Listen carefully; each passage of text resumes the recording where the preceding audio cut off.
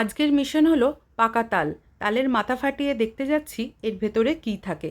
তালের কথা বললেই ছোটোবেলায় সেই মায়ের হাতে তালের ফুলুরি, তালের বড়া, তালের লুচি, রুটি, পরোটা, এমনকি নারকেলের পুর ভরে তালের পিঠেও।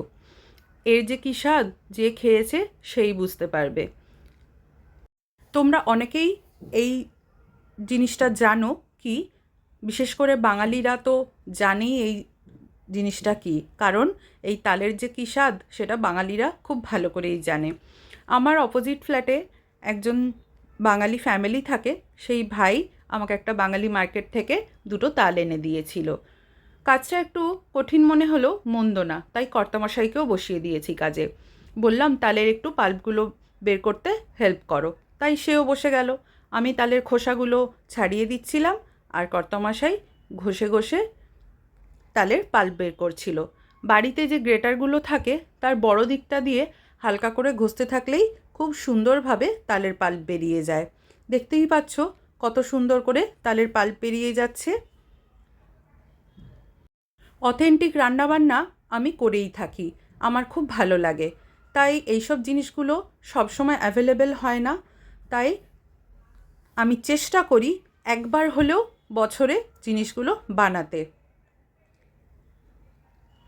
কারণ মায়ের কাছ থেকে শিখে বড় হয়েছি, তাই মা শাশুড়ি মায়েদের এই জিনিসগুলো যতটা সম্ভব বজায় রাখার আমি ততটাই বজায় রাখতে চেষ্টা করি।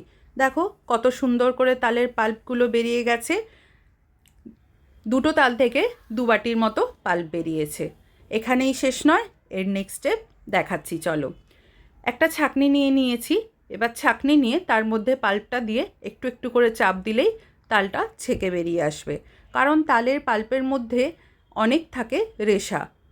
সেই রেশাগুলো রান্নার সময় মুখে পড়লে, রান্না করার পরে খাওয়ার সময় মুখে পড়লে সেগুলো ভালো লাগে না।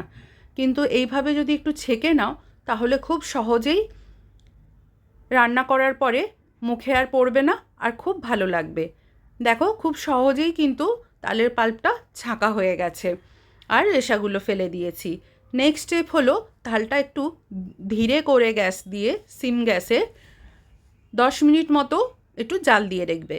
কাঁচা তাল দিয়েও তোমরা কিন্তু অনেক কিছু বানিয়ে নিতে পারো, কিন্তু যদি এইভাবে একটুখানি জাল দিয়ে রাখো তাহলে এই তালের পাল্প তোমরা অনেক দিন পর্যন্ত নর্মাল ফ্রিজে স্টোর করে রাখতে পারবে। তখন তোমাদের যেটাই মন করবে বের করে তালের সঙ্গে মিক্স করে সেটা তোমাদের মন পছন্দ জিনিস বানিয়ে খেতে পারবে।